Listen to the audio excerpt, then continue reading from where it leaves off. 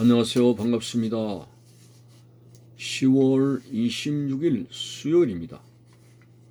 누가복음 11장 14절에서 23절까지를 읽어드리겠습니다. 예수께서 한 말 못하게 하는 귀신을 쫓아내시니 귀신이 나가매 말 못하는 사람이 말하는지라. 무리들이 놀랍게 여기서나 그 중에 더러는 말하기를 그가 귀신의 왕 바알세불을 힘입어 귀신을 쫓아낸다 하고, 또 더러는 예수를 시험하여 하늘로부터 오는 표적을 구하니 예수께서 그들의 생각을 아시고 이르시되 스스로 분쟁하는 나라마다 황폐하여지며 스스로 분쟁하는 집은 무너지느니라. 너희 말이 내가 바알세불을 힘입어 귀신을 쫓아낸다 하니 만일 사탄이 스스로 분쟁하면 그의 나라가 어떻게 쓰겠느냐?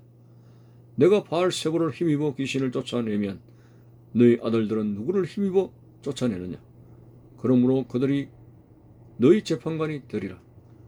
그러나 내가 만일 하나님의 손을 힘입어 귀신을 쫓아낸다면 하나님의 나라가 이미 너희에게 임하였느니라. 강한 자가 무장을 하고 자기 집을 지킬 때에는 그 소유가 안전하되, 더 강한 자가 와서 그를 굴복시킬 때는 그가 믿던 무장을 빼앗고 그의 재물을 나누느니라. 나와 함께하지 아니하는 자는 나를 반대하는 자요, 나와 함께 모으지 아니하는 자는 해치는 자니라. 아멘.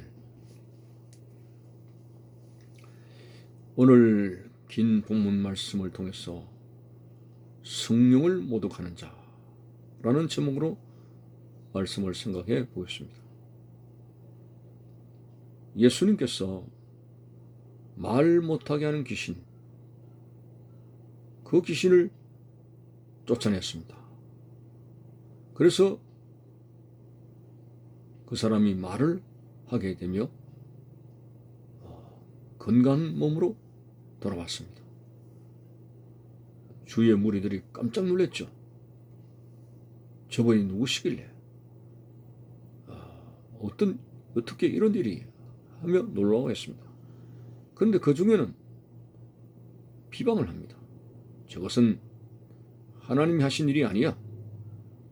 귀신의 두목, 귀신의 왕 바알세불의 힘을 빌려가지고 귀신을 쫓아낸 거야 하고, 그리스도께서 하신 일을, 성령이 하신 일을 모욕했습니다. 불신했습니다. 예수님은 기가 찼습니다. 날 보고 귀신의 왕 바알세불을 힘입어서 쫓아냈다는데, 그래, 같은 귀신끼리 서로 분쟁하고 싸우면 그 나라가 서겠느냐? 예를 들어서 한 조직적인 공동체를 생각해 보면은 그 사장격이라고 하는 위치에 있는 사람이 그 사원들을 다 쫓아내고 그렇게 하게 되면 그 회사가 어떻게 쓰겠느냐? 공동체는 하나가 되는 것이 중요한 것이 아니냐? 그런 의도로 주님께서 말씀하셨습니다. 스스로 분쟁하는 나라마다 황폐해진다. 너희 말이 내가 바알세불을 힘입어 귀신을 쫓아낸다 하는데, 사탄이 스스로 분쟁하면 그의 나라가 어떻게 쓰겠냐? 말도 안 되는 소리를 하지 마라. 이렇게 말씀하시면서 이 사건을 다른 성경에서 보게 되면 성령을 모독하는 자는 영원히 용서받지 못하리라고 했습니다. 우리가 짓는 모든 자범죄에 대해서는 용서받지만은 성령을 모욕하는 자는 용서받지 못한다는 무서운 말씀을 하셨습니다. 그렇다면 성령을 모독하는 자가 뭔가? 한마디로 불신죄입니다. 믿지 않는 죄입니다. 오늘 무리 중에 한 사람 믿지 않았기 때문에 귀신의 왕을 끌어다 들여서 예수님의 사역을 불신했습니다. 참으로 믿지 않는다는 것은 큰 죄고 불행한 것입니다. 우리들이 천국에 가게 되는 것은 바로 예수 그리스도를 믿음으로 가지만은 십자가에 달리신 예수 그리스도를 믿지 않았을 때 어떤 선행을 하더라도 믿지 아니함으로 천국에 못 들어간다는 사실을 견주어 볼 때 사람이 짓는 죄 중에서 가장 큰 죄가 십자가상에 돌아가신 대속하신 예수 그리스도를 믿지 않는 죄가 큰 죄라고 발견하게 됩니다. 참으로 이 믿음이라고 하는 것 대단히 중요합니다.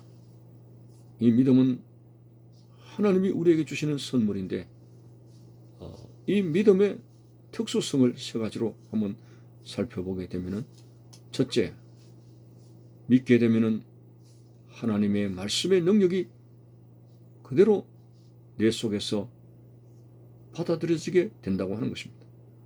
어떤 사람은 홍해가 어떻게 두 쪽으로 갈라졌느냐, 육지까지 지나갔느냐, 여리고성이 무너졌다니 말도 안 되는 소리 하지 마라, 여러 가지 성경에 나타난 기적의 사건을 받아들이지 못합니다. 그러나 시력이 좋지 않으면 글씨가 안 보이게 되듯이 오늘 영적 시력이 소경된 자가 된다면 하나님 말씀에 대해서 아무것도 발견하지를 못합니다. 무슨 말입니까?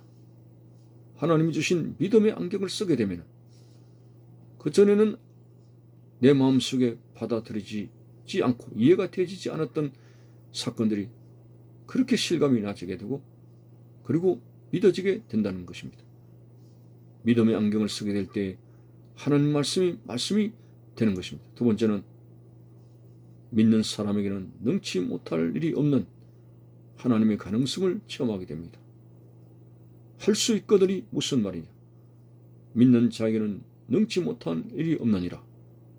하루는 로마의 백부장이 자신이 하인의 병됨을 알고 주님께 간청을 했습니다. 내 하인이 병들었습니다. 그래, 가자. 그러나 백부장은 가실 필요도 없습니다. 여기에서 말씀만 하시면은 내 하인의 병이 나을 줄 믿습니다. 예수님께서 놀라워했습니다. 이스라엘 많은 사람들을 만났지만은 이만한 믿음을 내가 보지 못했노라고 하면서 그 백부장을 칭찬했습니다. 이 믿음은 하나님의 가능성을 체험하게 되는, 능치 못할 일이 없는 하나님의 은혜를 체험하는 통로가 되는 것입니다. 마지막으로 세 번째로, 믿음은 하나님과 교통할 수 있는 통로가 됩니다. 히브리서 11장에 누구든지 하나님께 나아가는 자는 그가 계신 것을 믿으라고 했습니다.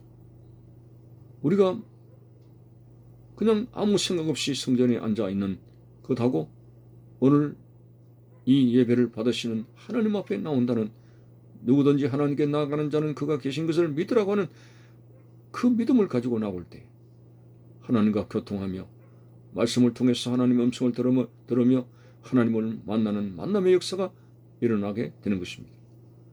자, 그래서 도마를 향해서 너는 나를 본고로 믿느냐? 보지 않고 믿는 자는 복되도다 라고 하지 않았습니까? 믿음 없는 자가 되지 말고 믿는 자가 되라는 말씀을 우리는 기억하면서 우리가 믿음이 없게 되면 성령을 모욕하는 죄를 범할 수가 있습니다. 성령 모욕죄는 바로 하나님의 모든 역사를 믿지 않는 죄입니다. 특별히 우리 죄를 대속하시기 위해서 높고 높은 보좌를 버리시고 이 땅에 오신 예수 그리스도를 저버리는 것이 되는 것입니다. 나를 위해서 죽어주신 예수 그리스도, 그분의 십자가 6시간의 그 피 흘림의 고통이 있어지게 되었을 때 그리스도의 피의 역사로 내 죄가 사함을 받고 하나님 나라에 가게 된다는 이 사실을 믿음을 통해서 받아들일 수 있는데, 그 십자가의 대속의 죽음을 불신한다면 이것이야말로 가장 큰 불행과 죄가 아닐 수가 없는 것입니다. 주여, 나의 믿음이 없는 것을 도와주시옵소서. 솔직하게 내 모습이 이대로 주님 앞에 나가면서 점점 더 믿음의 구석에 굳센 믿음이 되어서 성령을 모욕하는 자가 아니라, 죄를 저지르는 것이 아니라 성령 충만한 신자가 되어서 견고한 믿음으로 이 험난한 세상에 승리하는 여러분들 되시기를 바라는 것입니다. 감사합니다.